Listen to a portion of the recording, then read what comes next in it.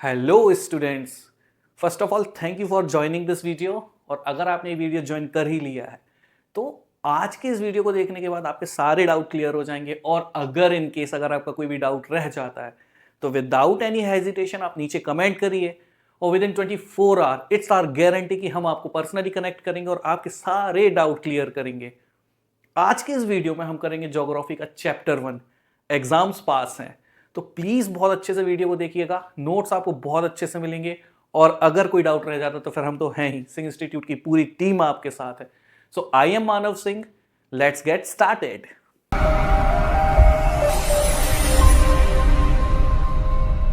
अगर हम बात करें ज्योग्राफी की तो आप इसे बहुत लंबे समय से पढ़ते हुए आ रहे हैं।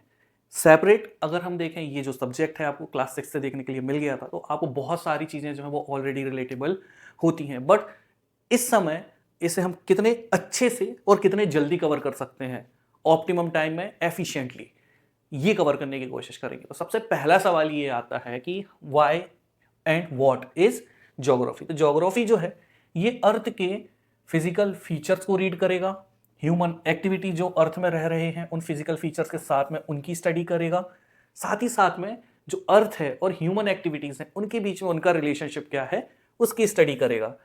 यहां पर हमें यह समझ आता है कि नेचुरल एनवायरनमेंट से जो लोग उनके आसपास रहे हैं वो कैसे उससे इंटरेक्ट किए हैं, कैसे एडेप्ट किए हैं, और आगे चल के जो ह्यूमंस हैं उन्होंने जो एनवायरनमेंट है उसमें क्या मॉडिफिकेशंस किए थे। Next, why study geography. Then पहला है ह्यूमन एनवायरनमेंट इंटरेक्शन। जो ज्योग्राफी है ये एक्सप्लोर करता है कि कैसे जो ह्यूमन से ये इंटरेक्ट करते हैं अपने एनवायरनमेंट के साथ में। यहां पर हम यानी कि जो ह्यूमन इंटरेक्शन है वो कैसे अडेप्ट करता है अलग अलग क्लाइमेट्स में, नेचुरल रिसोर्सेज में, साथ ही साथ में सोशल एंड कल्चरल स्ट्रक्चर्स में। देखिए, रहने के लिए रेगिस्तान में, राजस्थान हो गया, या जो दूसरे डेजर्ट हैं हॉट डेजर्ट्स, वहाँ जो लोग रहते हैं वहाँ एक्सट्रीम टेम्परेचर में रहते हैं, एक्सट्रीम हॉट टेम्परेचर में। On the other hand Himalayas हो गए या वो सारी जगह जहाँ पर बर्फ पड़ती है वहाँ भी एक्सट्रीम टेम्परेचर होता है, लेकिन वो एक्सट्रीम कोल्ड टेम्परेचर होता है। बट हम ह्यूमंस वहाँ पर उस माहौल को अडेप्ट कर लेते हैं। ना सिर्फ ये, जब एक इंसान दूसरी जगह से तीसरी जगह जाता है या एक जगह से दूसरी जगह जाता है तो भी वो वहाँ के सोसाइटी और वहाँ के कल्चर को जो है अडेप्ट कर लेता है। ज्योग्राफी जो है ये हमारी हेल्प करती है समझने में कि कैसे जो लोग हैं और जो जगह है ये समय के साथ साथ बदलती चली गई अलग अलग कारणों से, जैसे कि टेक्नोलॉजिकल एडवांसमेंट, एनवायरनमेंट में जो चेंजेस हुए वो, या बहुत से केसेस में कल्चरल डेवलपमेंट भी हो सकता है। ज्योग्राफी हमारी हेल्प करती है समझने में किसको? मैप को। आपने देखा होगा, देखना क्या है, जो मैप है वो ज्योग्राफी का इनसेपरेबल पार्ट है। तो ज्योग्राफी हमारी हेल्प करती है मैप करने में, चीज़ों को विजुअलाइज करने में। हमें ये सिखाती है कि मैप कैसे रीड करना है, क्रिएट करना है। और इसकी वजह से हमारी जो अंडरस्टैंडिंग है वो डेवलप होना जरूरी है। किसको लेके? अर्थ के सरफेस को लेके। ना सिर्फ अर्थ का सरफेस बल्कि जो अलग अलग जगह है अर्थ के सरफेस में उनकी स्टडी भी समझ आती है। मॉडर्न टूल्स को यूज करके आज के समय हम मॉडर्न टूल्स यूज करते हैं और उनको यूज करने की वजह से मैपिंग काफी ज्यादा इजी हो गई है। सोचिए आज से 1000-2000 साल पहले कितना टफ रहा होगा, लेकिन आज के समय ये बहुत ज्यादा इजी हो चुका है बिकॉज ऑफ मैपिंग। क्या यूज किया जाता है? ज्योग्राफिक इंफॉर्मेशन सिस्टम, जिसे GIS बोला जाता है, और साथ ही साथ में computer cartography. Now what is cartography? Cartography का मतलब होता है जो लोग मैप डेवलप करते हैं उन्हें कार्टोग्राफर कहा जाता है। जो मैप डेवलपमेंट का प्रोसेस होता है उसे कार्टोग्राफी कहा जाता है। इसके बाद ये कंट्रीब्यूट करता है किसमें? डेवलपमेंट में। कैसे? क्योंकि हमें पता चलता है, हमारा नॉलेज बढ़ता है, हमारा स्किल्स बढ़ते हैं नेशनल डेवलपमेंट को लेके, क्योंकि हम क्या समझ पाते हैं? Special pattern. नाउ ये जो टर्म स्पेशियल है ये आपकी बुक में ज्योग्राफी की बार बार आएगा। तो स्पेशियल का मतलब ये होता है एक जगह में जो अलग अलग समय पे चेंजेस आ रहे होते हैं over the period of time, इसे बोला जाता है स्पेशियल चेंजेस। एग्जांपल के लिए आप एक गांव ले लीजिए। एक गांव जो आज है उससे 100 साल बाद कुछ और होगा, तो वहाँ चेंजेस देखने मिलेंगे हर एक सेगमेंट में। वहाँ के लोगों में, घरों में, वहाँ जो जानवर रह रहे हैं, वहाँ जो क्रॉपिंग पैटर्न है, सब में चेंज आएगा। तो जो ऐसे चेंजेस होते हैं ये स्पेशियल चेंजेस होते हैं। नाउ SPECIAL वाला नहीं, ये होता है SPATIAL। तो इस चैप्टर में जब भी मैं स्पेशियल बोलूंगा तो ये वाला स्पेशियल है, मतलब वहां पर जो चेंजेस देखने मिल रहे हैं वो। तो काफी अच्छे से यहां पर चीजों को प्लान किया जाने लगा। नाउ मूविंग ऑन, हम सभी जानते हैं कि धरती जो है ये हमारा घर है, अर्थ जो है हमारी घर है।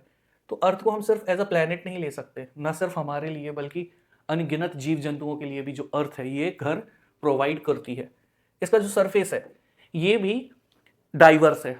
हर 100 किलोमीटर में जो अर्थ है उसका सरफेस चेंज होता रहता है, आपको सेम सरफेस देखने के लिए नहीं मिलता। बहुत सारे फिजिकल फीचर देखने मिलते हैं जैसे कि माउंटेन्स, प्लेन, रिवर, ओशियंस, ये सारी चीजें आपको देखने के लिए मिलती हैं।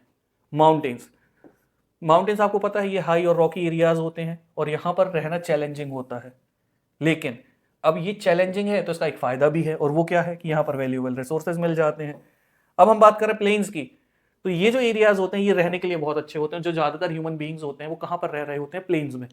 आप इंडिया के मैप में भी देखोगे तो ऊपर जो हिमालयन रीजन है वहाँ पर लोग बहुत कम रहते हैं, लेकिन जो प्लेन्स है जैसे यूपी हो गया, एमपी, बिहार, ये पॉपुलेशन में हाई क्यों है? क्योंकि ये प्लेन्स है, यहाँ खेत है, पहाड़ वगैरह नहीं है, खेती करना आसान है, इंसान आसानी से बच सकता है, पानी अवेलेबल है, तो रहने के लिए बहुत अच्छी कंडीशंस यहाँ पर पैदा हो जाती हैं।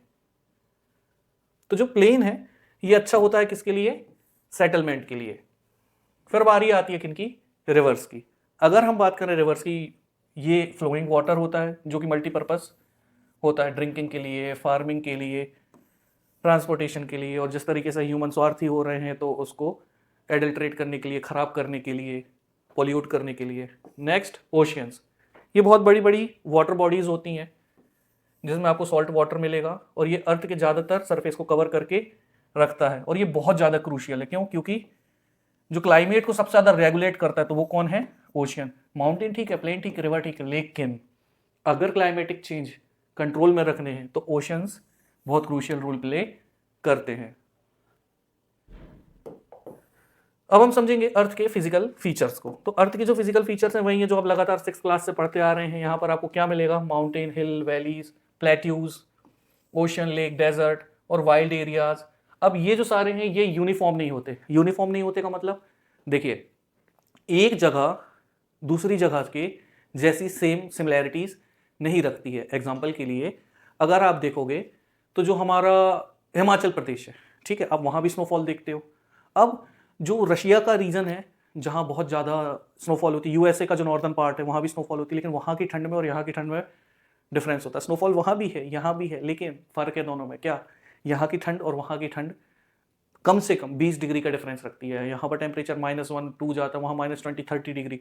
और जो दुनिया की सबसे ठंडी जगह है रशिया में, याकूत्स्क, वहाँ पर जो टेम्परेचर है वो -60, 70 डिग्री तक चला जाता है। आप ऐसे पानी हवा में उछालोगे नीचे गिरेगा और जम जाएगा, इतनी ठंडक होती है वहाँ।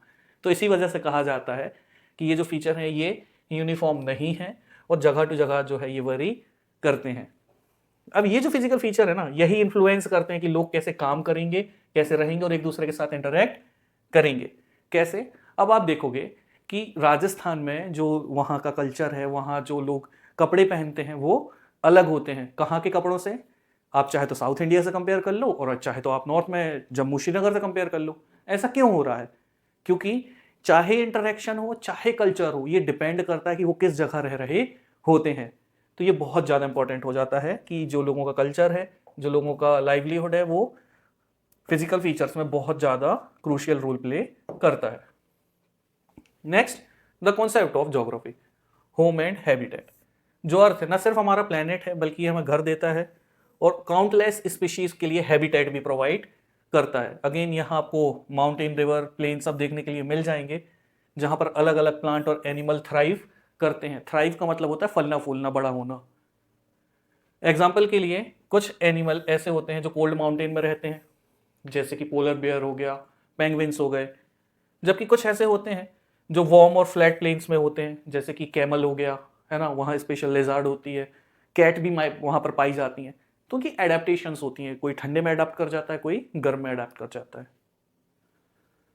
अर्थ के जो फिजिकल फीचर हैं ये डाइवर्स हैं, ये सारे यहाँ देखने मिलते हैं। इसके अलावा ये अफेक्ट करते हैं जहाँ वो लोग रह रहे होंगे। एग्जाम्पल के लिए जो mountain, hill, valleys, plain, plateau, ocean, lake, desert, ये सब इम्पैक्ट डालते हैं लोगों के और वहाँ जो रह रहे हैं उनके जानवरों के जीवन पर। एग्जाम्पल के लिए माउंटेन जो है ये बैरियर्स हैं, लेकिन ये सोर्स भी है मिनरल और वाटर का। काफ़ी इजी चैप्टर है, फटाफट से समझते चलो और फिर हम आगे बढ़ेंगे अगले चैप्टर में। इजी नोट्स है, फटाफट से कंप्लीट कर लीजिएगा। So talking about human element, human elements में अगर हम देखें तो जो नेचुरल फीचर है, इसके अलावा भी जो ह्यूमंस हैं ये काफ़ी ज़्यादा इंपॉर्टेंट रोल प्ले करते हैं। इंसानों ने समय के साथ साथ पूरी अर्थ जो है उसका शेप चेंज कर दिया है, इवन अब तो हम डिस्ट्रक्शन की तरफ चल पड़े हैं। Over the period of time लोगों ने वहाँ शहर बनाए हैं, रोड्स बनाई हैं, रेलवेज बनाई हैं, पोर्ट्स बनाए हैं और अलग अलग बड़े बड़े स्ट्रक्चर जैसे कि बुर्ज खलीफा या इस तरीके के मैसिव मैन मेड स्ट्रक्चर्स खड़े कर दिए हैं। अगर हम ह्यूमन मेड एलिमेंट की बात करते हैं, काफ़ी ज़्यादा वाइटल होते हैं ट्रेड के लिए, ट्रांसपोर्टेशन के लिए और कम्युनिकेशन के लिए। टॉकिंग अबाउट द इंटरेक्शन, किन किन का, नेचर का और सोसाइटी का। तो जो एनवायरनमेंट है ये एक ऐसी सेटिंग प्रोवाइड करता है जिससे जो ह्यूमंस है वो अपनी एक्टिविटीज़ को अच्छे से परफॉर्म कर पाते हैं।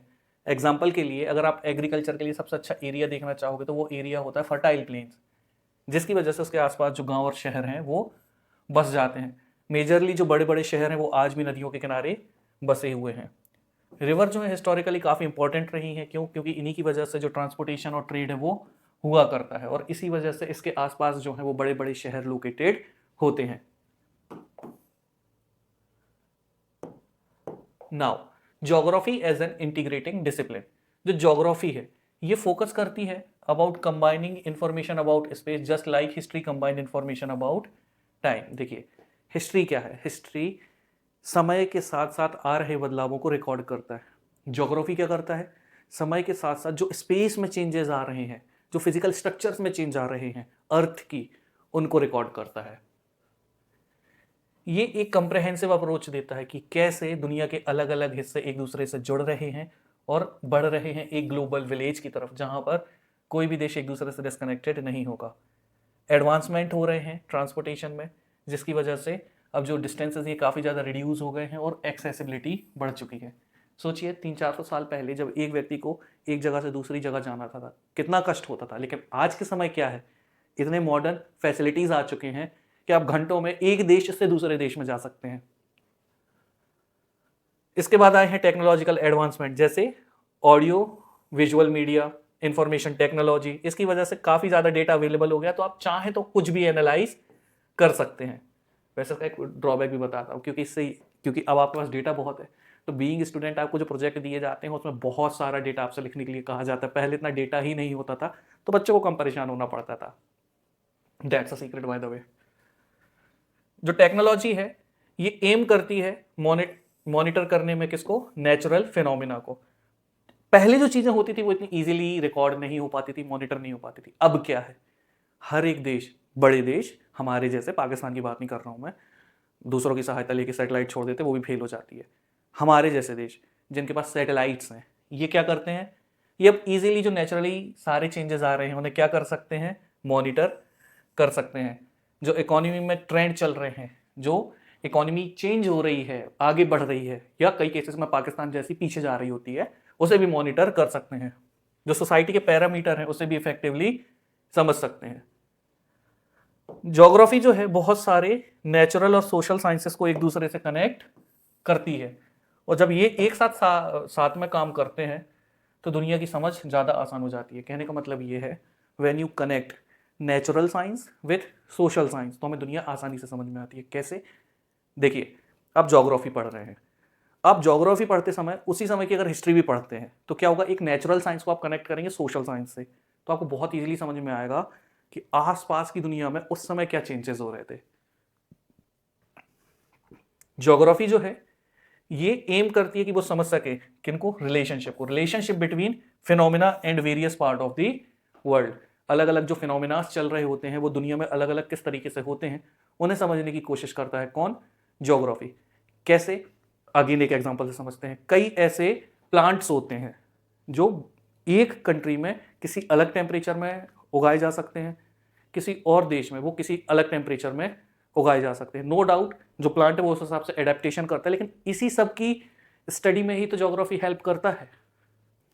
अब हम ये समझेंगे कि कैसे जो ज्योग्राफी है वो हिस्ट्री को इन्फ्लुएंस करती है। देखिए, अगर हम बात करें स्पेशियल डिस्टेंसेस की, now what is spatial distances, special का मीनिंग ये होता है कि किसी एक समय पर किसी एक जगह पर वहाँ जो चीज़ें अरेंज होती हैं उसे बोला जाता है स्पेशल।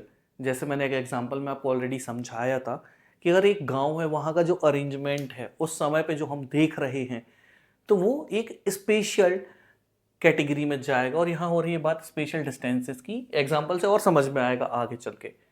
ये हिस्टोरिकली इन्फ्लुएंस करता है वहाँ के इवेंट्स को। जोग्राफिकल फीचर जैसे माउंटेन, ओशियन, कोस्ट लाइन, ये हिस्ट्री को डिफाइन करती हैं। कैसे? देखिए, अगर आप हिमालयाज को देखेंगे, कभी भी आपने ये नहीं सुना होगा कि कोई भी इन्वेडर चाइना से भारत में आया या हमारे ईस्ट के हिस्से से भारत में आया। क्यों? क्योंकि वहाँ बीच में हिमालयाज हैं, वो हिमालय पार करके भारत पे आक्रमण नहीं कर सकते थे। काफ़ी इंपॉर्टेंट हो जाता है ये समझना कि जब वहाँ की जोग्राफी ही अलाउ नहीं कर पा रही है कि आप मूव कर पाओ एक जगह से दूसरी जगह पर, तो आप अटैक कैसे करोगे? तो यहाँ पर हिस्ट्री में इसी वजह से कोई मेंशन नहीं है।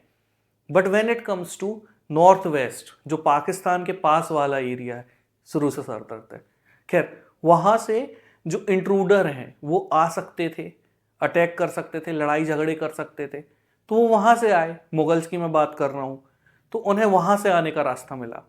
फिर आगे चल के उन्होंने समंदर से अपने लिए रूट खोजा। किन्होंने? ब्रिटिशर्स ने। तो उनको रास्ता मिला, फिर भारत में आके उन्होंने कब्जा कर लिया। तो आप खुद सोच के देखिए कि ये जो स्पेशल डिस्टेंसेस हैं, क्या इन्होंने हिस्ट्री को शेप करने में कोई रोल प्ले नहीं किया? बहुत इंपॉर्टेंट रोल प्ले किया है।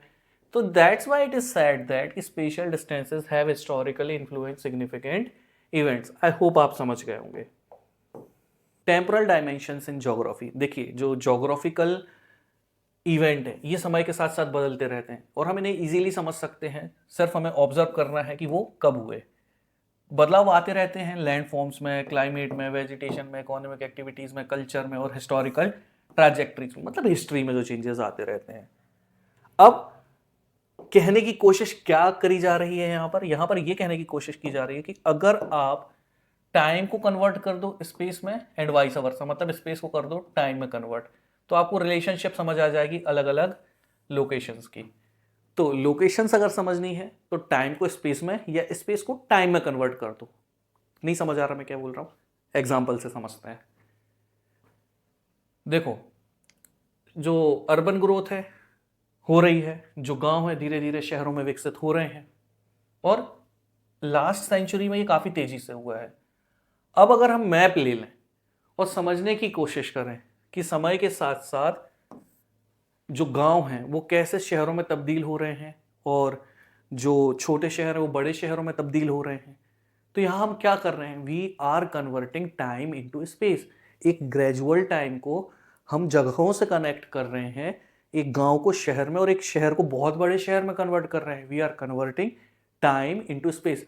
Don't confuse with the space जो कि ऊपर हम पढ़ते रहते कि ये स्पेस है, प्लैनेट्स है, ये नहीं। स्पेस मतलब अभी हम ज्योग्राफी है, सिर्फ अर्थ की बात हो रही है। जब भी ज्योग्राफी में स्पेस बोला जा रहा है तो मतलब we are talking about the earth, right? तो यहां जब भी हम मैप को देखेंगे तो हमें यह समझ में आएगा कि जो शहर की बाउंड्रीज हैं कैसे कितनी तेजी से ये बढ़ गई हैं। इस वजह से हम इजीली ये समझ पाएंगे क्या कि जो शहर की ग्रोथ है वो कैसे फिजिकल शेप में चेंज हो रही है। A change over time and the area it covers, converting time into space. Now जो टाइम है इसे कंसीडर किया जाता है as fourth dimension in the geography alongside the special dimension. Now special dimension तो आप पढ़ ही चुके हैं, तो स्पेशल डायमेंशन के अलावा जो टाइम है इसे फोर्थ डायमेंशन कहा जाता है। Moving on, branches of geography. तो ज्योग्राफी जो है ये इंटरडिसिप्लिनरी फील्ड होती है ना। What is interdisciplinary field? इसका मतलब ये होता है कि ये सब्जेक्ट अकेले नहीं चलता, अपने साथ में कुछ ना कुछ हमेशा लेके चलता है। जैसे अभी हमारे लेक्चर में पहले हमने कई बार हिस्ट्री और ज्योग्राफी को एक साथ कनेक्ट करके देखा है।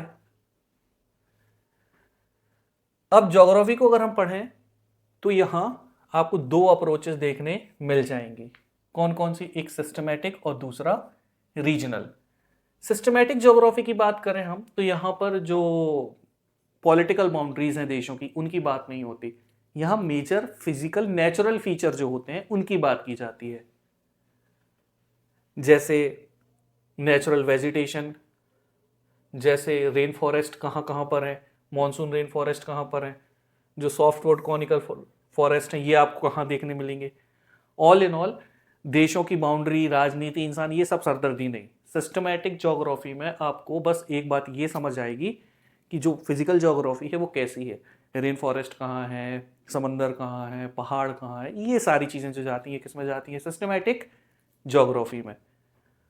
और जब आप सिस्टमैटिक ज्योग्राफी समझ गए तो आप ये भी समझ जाएंगे कि जो दूसरा पार्ट है वो क्या है, रीजनल ज्योग्राफी। और ये बात करेगा किस बारे में, कंट्रीज में, उनकी बाउंड्रीज के बारे में, अलग अलग रीजन्स के बारे में। तो ये दुनिया को डिवाइड कर देता है अलग अलग रीजन्स में, और पूरे ज्योग्राफिकल फिनोमिना को समझेगा एक स्पेसिफिक रीजन में जाकर। ये जो रीजन है ये नेचुरल भी हो सकते हैं, पॉलिटिकल भी हो सकते हैं, और डेजिग्नेटेड भी हो सकते हैं। एग्जाम्पल के लिए कि अगर मैंने आपसे ये बोला कि you have to study the desert of India, right, तो अगर आप उस डेजर्ट की स्टडी करेंगे तो वो डेजर्ट का कुछ हिस्सा थोड़ा सा गुजरात में भी आता है, तो आप उसे पॉलिटिकल साइंस में भी ले सकते हैं या नेचुरल साइंस में भी ले सकते हैं, या मैंने आपको डेजिग्नेट किया था कि you have to study the desert of India, तो आप किसी भी तरीके से उसको ले सकते हैं। चाहे तो आप उसे नेचुरल ले लें, चाहे तो आप उसे पॉलिटिकल ले लें, या किसी स्पेसिफिक जगह को ले रहे हैं तो वो एरिया क्या हो जाएगा, डेजिग्नेटेड एरिया कहलाएगा। और ये फोकस करेगा उसी जगह की डाइवर्सिटी को स्टडी करने में। ज्योग्राफी जो है इसका डुअल नेचर होता है। Now what is dualistic nature? यहां पर जो ज्योग्राफी है, फिजिकल ज्योग्राफी भी पढ़ी जाती है और ह्यूमन ज्योग्राफी की स्टडी भी की जाती है। बाय द वे, आगे जब आप 12th में पहुंचेंगे तो आपको अलग से एक बुक होगी जिसका नाम ही होगा ह्यूमन ज्योग्राफी, और आप अभी से अगर रिलेट करते तो आप समझ जाएंगे कि ह्यूमन ज्योग्राफी सिर्फ उन एस्पेक्ट के बारे में बात करेगी जो ह्यूमंस ने चेंजेस लाए हैं over the period of time geographically. Initially जब ज्योग्राफी की शुरुआत की गई तो ज्यादातर ज्योग्राफिस्ट किस पर फोकस करते थे, फिजिकल ज्योग्राफी में, बट आगे चल के उनको ये समझ में आया कि ह्यूमंस जो हैं ये बहुत ज्यादा जुड़ चुके हैं ज्योग्राफी से, बहुत सारे चेंजेस लेके आ रहे हैं। तो उन्होंने फिर ह्यूमंस को एक पार्ट बनाया अर्थ सरफेस का, और उन्होंने ह्यूमन ज्योग्राफी को भी एक ब्रांच बनाया। क्यों? क्योंकि human geography emerged to highlight human activity, जिससे ये समझ में आया कि अर्थ, उसका सरफेस और ह्यूमंस, इनके बीच कौन सी एक्टिविटी चल रही। तो प्योर अर्थ अगर आप पढ़ रहे हैं then you are studying physical geography, और अगर आप ह्यूमंस को इंक्लूड कर रहे हैं तो then you are studying human geography. Now we will talk about branches of geography. तो ज्योग्राफी की ब्रांचेस को अगर हम समझें तो इसमें पहला है physical geography. Now physical geography के भी कैटेगरीज हैं, जिसमें पहला है जियोमॉर्फोलॉजी। जियोमॉर्फोलॉजी का मतलब होता है जहां पर हम लैंड फॉर्म्स को स्टडी कर रहे होते हैं, वो लैंड फॉर्म कैसे इवॉल्व हुए और उससे एसोसिएटेड प्रोसेस क्या क्या रहे होंगे, उनकी स्टडी होती है। Next climatology. क्लाइमेटोलॉजी में हम स्ट्रक्चर समझते हैं एटमॉस्फेयर का, और इसके अलावा जो हमारे वेदर के और क्लाइमेट के एलिमेंट हैं उनकी स्टडी करेंगे, और जो क्लाइमेट है वो कितने टाइप के हैं और किस रीजन में किस किस तरीके के होते हैं उनकी स्टडी करेंगे। Then comes hydrology. इसमें टर्म ही है हाइड्रो, और हाइड्रो सुन के ही दिमाग में क्लिक होता है कि there is something about water. तो ये पूरे के पूरे रैल्म की बात करेगा, मतलब पानी से संबंधित जितनी भी सारी जगह हैं उनके बारे में, इंक्लूडिंग अर्थ सरफेस, जिसमें ओशन, लेक, रिवर और बाकी सारी वाटर बॉडीज भी आपको देखने के लिए मिल जाएंगी जो इफेक्ट करती हैं अलग अलग लाइफ फॉर्म्स को, इंक्लूडिंग human life and other activities. Then comes soil geography, the study of soil.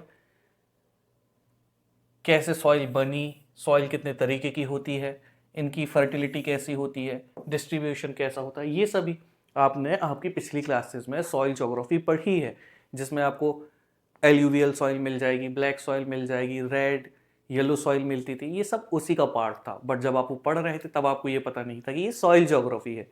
उस समय कंबाइंड कैटेगरी चल रही थी। अब जो है, अब आपको इनको अलग अलग तरीके से बताया जा रहा है कि कौन सी ज्योग्राफी क्या कहलाती है। Moving on to the next main category, that is human geography. तो ह्यूमन ज्योग्राफी में जो सबसे पहली कैटेगरी है वो है सोशल कल्चरल ज्योग्राफी। ये ज्योग्राफी हमें बताती है कि कैसे सोसाइटी बनी हुई है और स्पेशल डायनामिक्स के बारे में भी बताता है। स्पेशल मैंने आपको ऑलरेडी वीडियो में पहले समझाया है कि स्पेशल क्या होता है। यहाँ पर स्पेशल डायनामिक्स की भी बात की जाएगी, साथ ही साथ में कल्चरल एलिमेंट की क्या क्या कल्चर है वहाँ पर और वो कल्चर कैसे कंट्रीब्यूट करते हैं सोसाइटी में। Next, population and settlement geography. Population को देखोगे, सेटलमेंट को देखोगे, आपको दुनिया में दो ही जगह मिलेंगी, या अर्बन या रूरल। ये बताती है कि जो पॉपुलेशन है वो कैसे ग्रो कर रही है, किस जगह पर कितनी पॉपुलेशन है। एग्जाम्पल के लिए जब हम पढ़ते हैं तो हमें पता होता है कि बिहार में बहुत ज़्यादा पॉपुलेशन है, गोवा में कम है। तो ये जो पार्ट है ये किसका आता है, पॉपुलेशन एंड सेटलमेंट ज्योग्राफी का। इसमें आपको डेंसिटी पता चलती है, सेक्स रेशियो पता चलता है, माइग्रेशन कैसा है, सभी का ऑक्यूपेशनल स्ट्रक्चर कैसा है, ये समझ आता है। फिर आती है सेटलमेंट ज्योग्राफी। ये बताती है कि अर्बन और रूरल सेटलमेंट कैसे हैं। देन इकोनॉमिक ज्योग्राफी, ये स्टडी करती है उन सारी इकोनॉमिक एक्टिविटीज की जो एक पर्टिकुलर एरिया में हो रही होती हैं। इसमें आपको देखने के लिए मिल जाएगा agriculture, industry, tourism, trade, transport, infrastructure, services, सारी चीजें जिस वजह से पैसा जनरेट होता है या पैसे से संबंधित होती हैं, सारी इकोनॉमिक ज्योग्राफी में आएंगी। Moving on, historical geography. Now as the term mention, historical geography जो है ये बात करेगी कि कैसे हिस्टोरिकल प्रोसेसेस की वजह से एक स्पेस में कितना चेंज आया। एग्जांपल के लिए मुगल के आने से पहले भारत में जो स्पेस था वो कुछ और था, मुगल्स के आ जाने के बाद स्पेस कुछ और हो गया। देन फिर ब्रिटिशर्स आए तो फिर वो स्पेस चेंज हो जाता है। आई थिंक अब आप रिलेट कर पा रहे होंगे कि when I am talking about space, when I am saying space, मैं क्या बात कर रहा हूँ, उस जगह में आ रहे परिवर्तन की बात कर रहा हूँ। तो उसी हिसाब से चीजें ऑर्गेनाइज होती हैं। हर एक रीजन अपना कुछ ना कुछ हिस्टोरिकल एक्सपीरियंस लेके चलता है, जिसकी वजह से आज वो जाके उस तरीके की सोसाइटी में शेप हुआ है। इसका बेहतरीन एग्जांपल ये है कि हम इंग्लिश पढ़ते हैं और ये वीडियो भी इंग्लिश में ही आपको नोट्स में आपको प्रोवाइड कर रहा हूँ। ऐसा क्यों हुआ? Because of historical geography.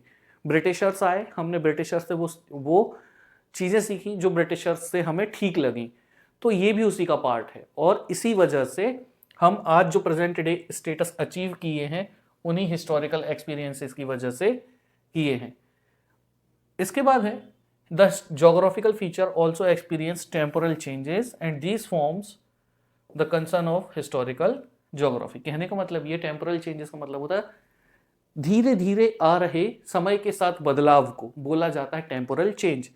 Geographical features जो हैं उनमें भी धीरे धीरे बदलाव आपको देखने मिलता है। किसकी वजह से? हिस्ट्री की वजह से। एग्जाम्पल के लिए अगर हम भारत में देखें तो हमें बहुत सारी जगह ऐसी देखने मिलती है जो ब्रिटिशर्स ने बनवाई, तो वो जो चेंजेस हैं वो टेम्पोरल चेंजेस थे, जो किसकी वजह से देखने मिले? हमें हिस्टोरिकल ज्योग्राफी की वजह से देखने के लिए मिले थे। Then comes political geography. बस सिंपल सा, इसमें आपको पॉलिटिकल इवेंट देखने मिलेंगे, देश की बाउंड्रीज देखने के लिए मिलेंगी, स्पेस रिलेशन देखने मिलेंगे बिटवीन नेबरिंग पॉलिटिकल यूनिट्स। मतलब कहने का कि एक स्टेट दूसरे स्टेट के साथ कैसे टर्म्स में रह रहा है, या एक देश अपने दूसरे पड़ोसी देश के साथ कैसे टर्म्स में रह रहा है। हमें तो एक्सपीरियंस है ना, पाकिस्तान ही है बाजू में, तो ये किसका हिस्सा है? पॉलिटिकल ज्योग्राफी का। यहां पर डीलिमिटेशन भी देखने मिलती है कॉन्स्टिट्यूएंसीज की। ये आ गया पॉलिटिकल साइंस का टर्म। डीलिमिटेशन ऑफ कॉन्स्टिट्यूएंसीज का मतलब ये होता है कि जिस एक जगह पर कोई एमपी या एमएलए लड़ रहा होता है, उसका जो एरिया होता है, जितनी जगह उसके अंडर में आती है, उसे बोला जाता है कॉन्स्टिट्यूएंसी, और उसकी जो बाउंड्रीज हैं उसको डिफाइन करना कहलाता है क्या? Delimitation of constituencies.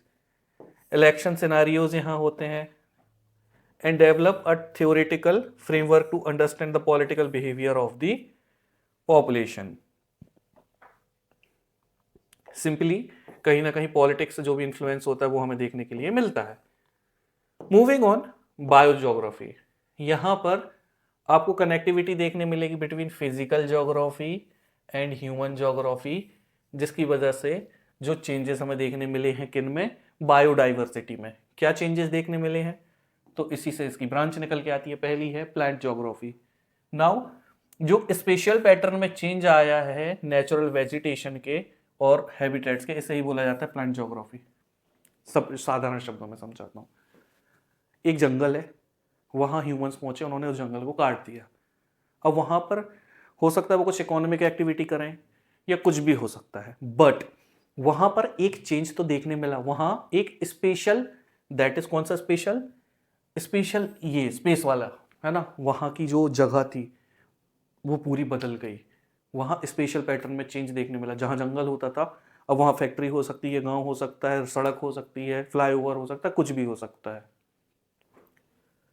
देन जू ज्योग्राफी, यहाँ पर स्टडी किए जाते हैं स्पेशल पैटर्न किसके? Geographic character of animal and their habitat, जो जानवर होते हैं उनके बारे में और जहाँ वो रह रहे होते हैं उसके बारे में। देन कम्स इकोलॉजी, और ये डील करता है जो अलग अलग स्पीशीज होती हैं उनकी साइंटिफिक स्टडी में। So this one is related to plant, this one is related to animal and this one is related to species. फिर आता है environmental geography. Now talking about environmental geography,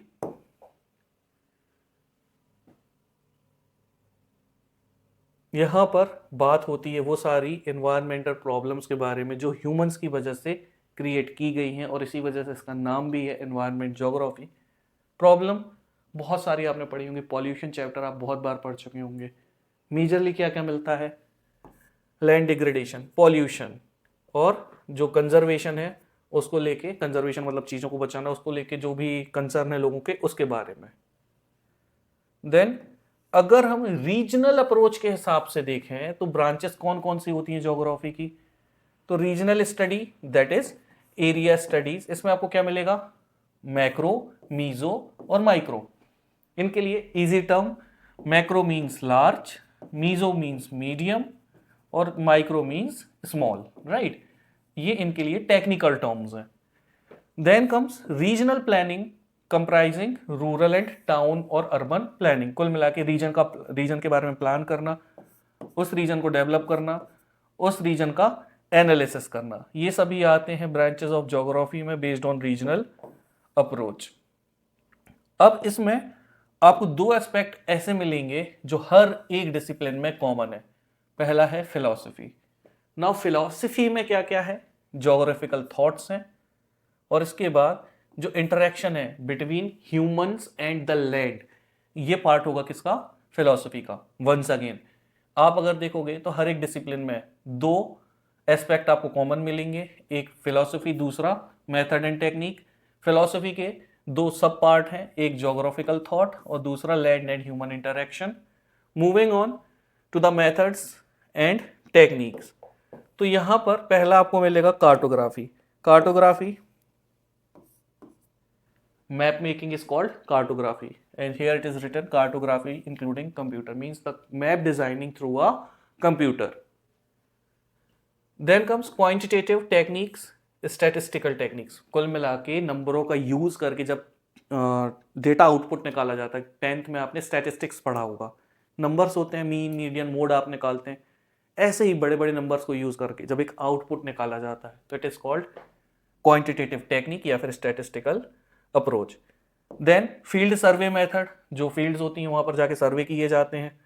geo informatics. Now geoinformatics का मतलब होता है ये है कि एक बड़े एरिया के बारे में जानकारी लेना। आजकल मॉडर्न टेक्निक्स के थ्रू बहुत सारे सोर्सेज हैं। हम डेली लाइफ में यूज करते हैं GPS, that is Google maps. इसके अलावा रिमोट सेंसिंग और जीआईएस, ये दोनों क्या हैं? ये दोनों होते हैं सैटेलाइट को यूज करके, लेकिन ये गवर्नमेंट लेवल पर होता है। Then moving on, physical geography and its importance. Now talking about physical geography, ये एक ज्योग्राफी की ब्रांच होती है जो स्टडी करेगी अर्थ के लिथोस्फेयर को, एटमॉस्फेयर को, हाइड्रोस्फेयर को और बायोस्फेयर को। सिंपली अगर हम देखें तो जो बायोस्फेयर होता है ये लाइफ और इकोसिस्टम की बात करता है, हाइड्रोस्फेयर वाटर की बात करता है, एटमॉस्फेयर वेदर और क्लाइमेट की बात करता है, लिथोस्फेयर लैंड फॉर्म और जियोलॉजिकल फीचर्स की बात करता है। Now talking about soil formation and importance. देखिए सॉइल जो है ये कैसे डेवलप होती है, ये डेवलप होती है through pedogenesis. Now what is pedogenesis? जिस प्रोसेस की वजह से सॉइल बनती है उसे ही बोला जाता है पैडोजेनेसिस। ये कैसे होता है? देखिए किसी भी सॉइल पर इन्फ्लुएंस दिखेगा किसका? पेरेंट रॉक का। वहां क्लाइमेट कैसा है उसका, वहां बायोलॉजिकल एक्टिविटीज कैसी चल रही हैं और टाइम कैसा है, ये इन सभी को इन्फ्लुएंस करता है। Time mature soils adding the formation of soil profiles. Soil को मैच्योर होने के लिए बहुत ज़्यादा ज़रूरत लगती है समय की, और समय ही जो है, टाइम जो है वो मैच्योर करता है किसको? सॉइल को, और डिफाइन करेगा किसको कि सॉइल प्रोफाइल कैसे होगी। Like it will be alluvial soil, black soil और रेड या yellow soil. Now soil are vital for human activities. अब देखिए ह्यूमन एक्टिविटीज कैसे ही चलेंगी सॉइल के बिना, क्योंकि जो हमारे प्लांट्स हैं किससे आते हैं? सॉइल से, और सॉइल इसी वजह से क्या हो जाती है? बहुत ज़्यादा वाइटल हो जाती है। एग्रीकल्चर इससे होता है, फॉरेस्ट इससे होते हैं, मिनरल्स हमें सॉइल से मिलते हैं, पास्चर मतलब वो सारे बड़े बड़े फील्ड जिसमें चारा लगा होता है जानवरों के खाने के लिए, वो they are called pastures. And water resources. Climate and its impact. Climate जो है ये ह्यूमन लाइफ को बहुत ज़्यादा इम्पैक्ट करता है, अफेक्ट करता है। कितना अफेक्ट? कि जो लोग होते हैं वो अपना घर भी क्लाइमेट के हिसाब से चुनते हैं, अपने कपड़े भी क्लाइमेट के हिसाब से चुनते हैं, अपना खाना पीना, वेजिटेशन, अपनी जो क्रॉप्स हैं वो, इंडस्ट्रीज, सब कुछ किसके हिसाब से होता है? क्लाइमेट के हिसाब से होता है। टेक्नोलॉजीज जैसे एयर कंडीशनर, ये क्या करते हैं? ये लोकल क्लाइमेट को मॉडिफाई कर देते कंफर्ट के लिए। एग्जांपल के लिए, अगर अब आज के समय कोई डेजर्ट में रह रहा है तो वो एसी लगा के कहीं ना कहीं उस गर्मी से जो उसको मिलती थी उसे टॉलरेट कर सकता है। ऑल्दो उसके असर क्या पड़ रहे हैं environment, it's a different thing. Temperature and precipitation affect forest density and grassland quality. देखिए किस जगह में कितना पानी गिरेगा, उस जगह का टेम्परेचर कितना है, इसी से समझ में आता है कि जो फॉरेस्ट है वो कितना डेंस होगा और ग्रासलैंड जो है वहां पर कैसी होगी। आप साउथ अमेरिका के जंगलों को आप देखेंगे, अमेजोन रेन फॉरेस्ट, वो एवरग्रीन है। क्यों? क्योंकि वहाँ हाई टेम्परेचर होता है, और हाई टेम्परेचर के साथ साथ इक्वेटर के पास होने की वजह से वहाँ गर्मी भी होती है। इन दो रीजंस की वजह से क्या होता है? वहाँ रेगुलरली रेनफॉल होती रहती है, और वहाँ का जो फॉरेस्ट है वो एवरग्रीन फॉरेस्ट की कैटेगरी में आता है। ठीक है। ऑन द अदर हैंड अगर हम नॉर्मल माउंटेन्स को देखें, फॉरेस्ट को देखें, तो वहाँ पर इतनी ज़्यादा डेंसिटी देखने नहीं मिलती जितने अमेजोन के जंगलों में देखने के लिए मिलती है। तो now this is the reason behind the density of the forest, what? Temperature and precipitation। Even on the grassland, जो बड़े बड़े ग्रासलैंड होते हैं उनके ऊपर भी काफ़ी असर पड़ता है किसका? टेम्परेचर का, as well as precipitation, that is rainfall का। इंडिया में आप बहुत ज़्यादा आपने सुना है कि जो एग्रीकल्चर है वो किस पे डिपेंडेंट है? मॉनसून पर। ना सिर्फ एग्रीकल्चर के लिए मॉनसून इतना ज़्यादा ज़रूरी है, बल्कि जो ग्राउंड वाटर है उसके रिचार्ज के लिए भी काफ़ी ज़्यादा ज़रूरी है मॉनसून, और साथ ही साथ में फार्मिंग और डोमेस्टिक यूजेस के लिए भी।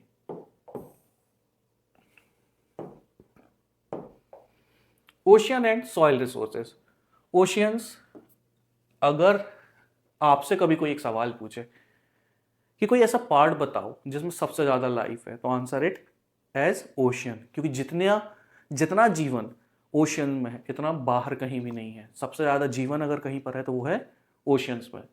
यहाँ आपको क्या क्या मिलेगा? बहुत सारे रिसोर्सेज जैसे फिश, सी फूड, मिनरल, साथ ही साथ में बहुत सारी इकोनॉमिक एक्टिविटीज़ भी हो रही होती हैं जैसे शिप का मूवमेंट।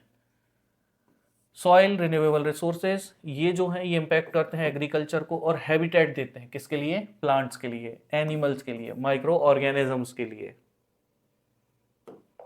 नाउ समझेंगे कि फिजिकल ज्योग्राफी का जो सिग्निफिकेंस है ये कितना है।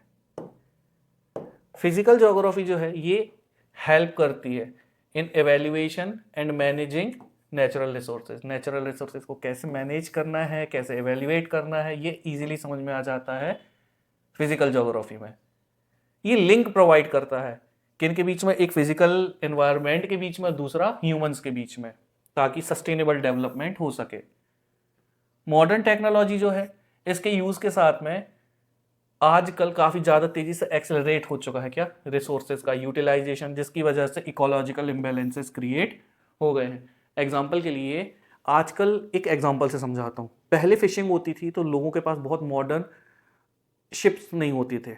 अब शिप ना होने की वजह से वो जो लोग थे वो उतनी तेज़ी से फिशिंग नहीं कर पाते थे, नेट का यूज़ करते थे। तो एक नेचुरल सिस्टम चलता था, कम फिशेस निकालते थे और वो रिफिल होते रहते थे। लेकिन आज के समय चाइना स्पेशली, इनके पास इतने बड़े बड़े कंटेनर है कि जिस जगह पर ये फिशिंग करते हैं उस जगह की पूरी फिशेस साफ हो जाती हैं। तो आप इससे अंदाज लगा सकते हैं कि मॉडर्नाइजेशन कितना ट्रोमैटिक हो सकता है ओशियनिक लाइफ के लिए। न सिर्फ ओशियनिक लाइफ के लिए, मॉडर्नाइजेशन जैसे बढ़ रहा है तो हर एक एस्पेक्ट में कहीं ना कहीं डिस्टर्बेंसेस क्रिएट हो रहे हैं, जिसकी वजह से इम्बैलेंसेस क्रिएट हो रहे हैं। और इसी इम्बैलेंस के चक्कर में क्या हो रहा है, यहाँ पर हमें एम्फेसाइज करना पड़ रहा है सुधारने के लिए इसको, और साथ ही साथ में to develop a better understanding of the physical environment. So this is it guys, I hope you like the video. आपके डाउट क्लियर हो गए होंगे।